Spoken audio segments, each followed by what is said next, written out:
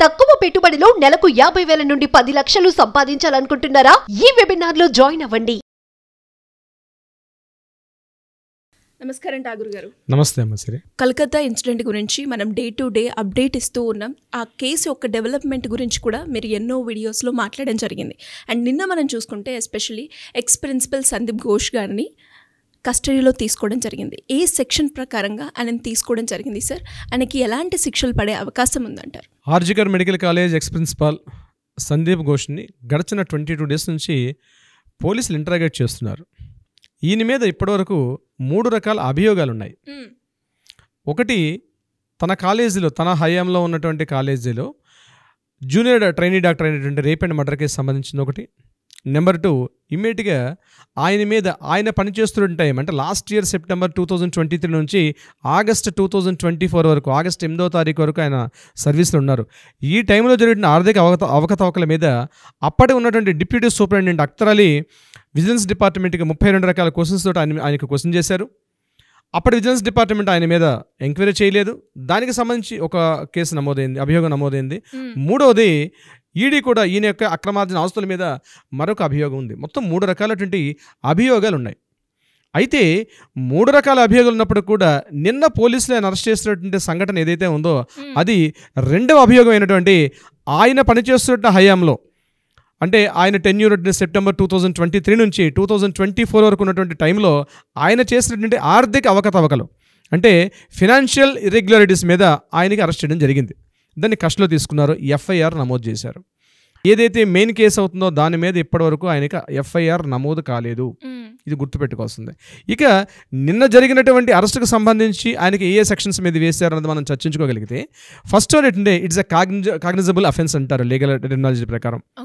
అందులో ఈయనకి సెక్షన్ 7 ప్రకారం, అంటే కరప్షన్ బ్యూరో అంటే prevention of the anti corruption అని చెప్పి ఆ కరప్షన్ యాక్ట్ ప్రకారం సెక్షన్ 7 ప్రకారం ఈయన అరెస్ట్ చేయడం జరిగింది. అదేంటంటే డిజానెస్టీ, చీటింగ్, కాన్స్పిరసీ, ఈ 3టికి సంబంధించి ఆయన్ని సెక్షన్ 7 ప్రకారం చేయింది. ఇది నాన్ బెయిలబుల్ వారెంట్ దీనికి సంబంధించింది కూడా.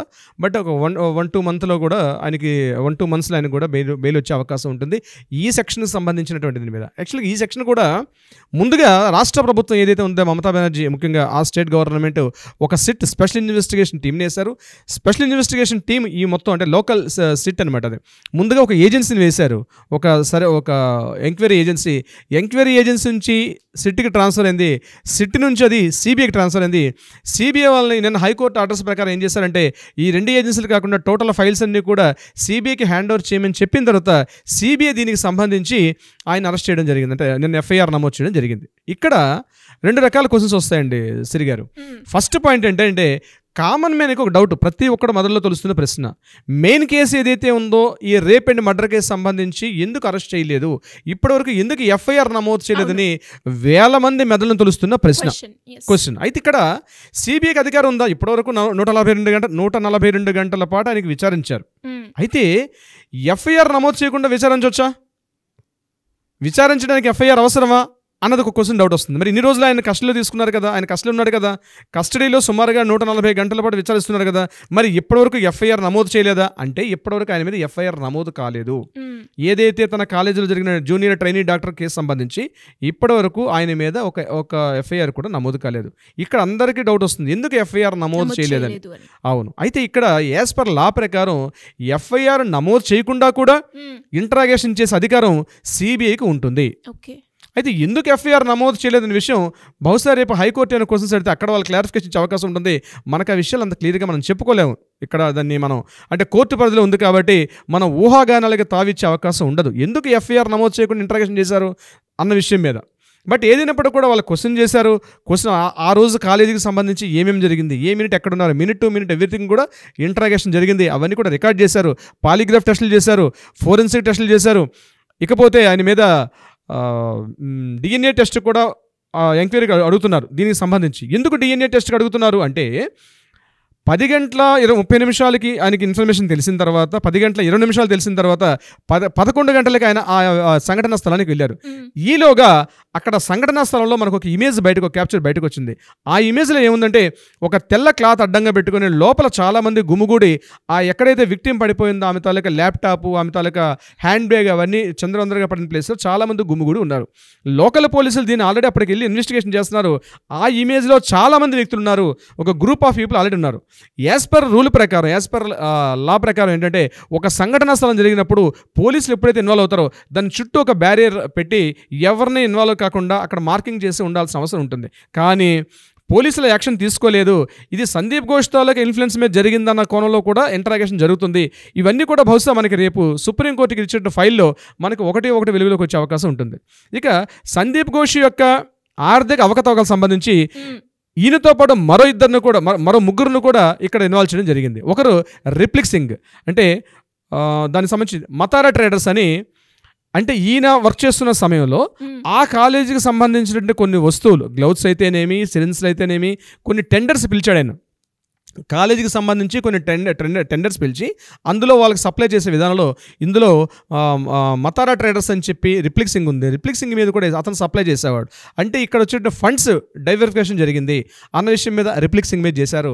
మూడోది సుమన్ హజరా అంటారు ఆయన. ఆ సుమన్ హజరా కూడా ఇటువంటిది ఆయన కూడా సప్లై చేశాడు, మెటీరియల్ సప్లై చేశాడు. అతను కూడా దీనికి డైరెక్ట్గా ఇండైరెక్ట్గా ఉంటుందని చెప్పి ఆయన్ని కూడా ఎఫ్ఐఆర్లో నమోదు చేశారు. ఆయన్ని కూడా ఇంట్రాగేషన్ చేసి ఆయన మీద కూడా ఎఫ్ఐఆర్ నమోదింది. వీళ్ళిద్దరు కాకుండా మూడో వ్యక్తి ఉన్నాడు, అతను అఫ్సర్ అలీ ఖాన్. ఈ అఫ్సర్ అలీ ఖాన్ ఎవరు అంటే సంజయ్ ఘోష్ యొక్క మెయిన్ సెక్యూరిటీ గార్డ్. ఇతని యొక్క వీడియో ఫుటేజ్ కూడా మనకు ఒకసారి బయటకు వచ్చింది.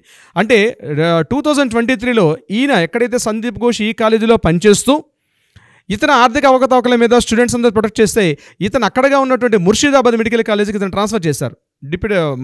ట్రాన్స్ఫర్ చేసినప్పుడు వెళ్ళిపోతున్నప్పుడు ఆ ప్లేస్కి అపాయింటెడ్ ప్రిన్సిపల్ ఎవరంటే మానస బందోపాధ్యాయ ఒక ఫ్రేమ్లో మనకు ఒక వీడియో ఫుటేజ్ బయటకు వచ్చింది. మానస బందోపాధ్యాయ ఎవరైతే సందీప్ ఘోష్ తాలూకా కోటరీలో ఉన్నటువంటి, అంటే ఇతను అఫీషియల్ సెక్యూరిటీ కాదు, అనఫీషియల్ సెక్యూరిటీ గార్డ్గా ఉన్నటువంటి సందీప్ ఘోష్ యొక్క ఈ అఫ్సర్ అలీ ఖాన్ ఇంటరాగేట్ చేస్తుంటే మానస బందోపాధ్యాయ అడుగుతున్నారు, ఇక్కడ నీకేం పని?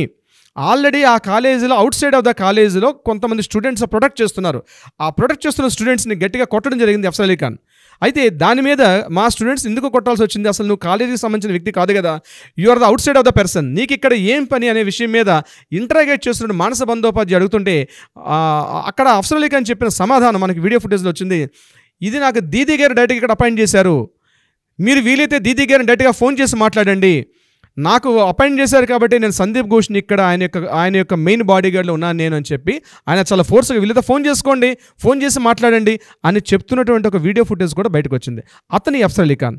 అందుకని ఈ కేసు సంబంధించి ఇద్దరు ట్రేడర్స్తో పాటు అఫ్సర్ అలీ ఖాన్ కూడా అందులో మనకి ఈరోజు ఎఫ్ఐఆర్ నమోదు చేశారు. అంటే ఇతను కూడా అందులో ఏమున్నాడని చెప్పేసి. సో ఇప్పటివరకు జరిగిన ప్రోగ్రెస్లు చూస్తే ఈయన మీద జరిగిన ఎఫ్ఐఆర్ సెక్షన్ 7 ప్రకారం ఒకటి కాన్స్పిరసీ, ఇంకోటి చీటింగ్, ఇంకొకటి డిజానెస్టీ. దీనికి అంటే ఒక ప్రభుత్వ ఉద్యోగి తన ప్రభుత్వ ఉద్యోగం చేస్తున్న సమయంలో ఆర్థికంగా అంటే వస్తున్నటువంటి ఫండ్స్ని మిస్గైడ్ చేస్తూ, చీటింగ్ చేస్తూ ఫండ్స్ని అంటే ప్రభుత్వ ఆస్తిని పక్కదారులు పట్టించే విషయం మీద ఈ సెక్షన్ 7 అనేది ఇంప్లిమెంట్ అవుతుంది.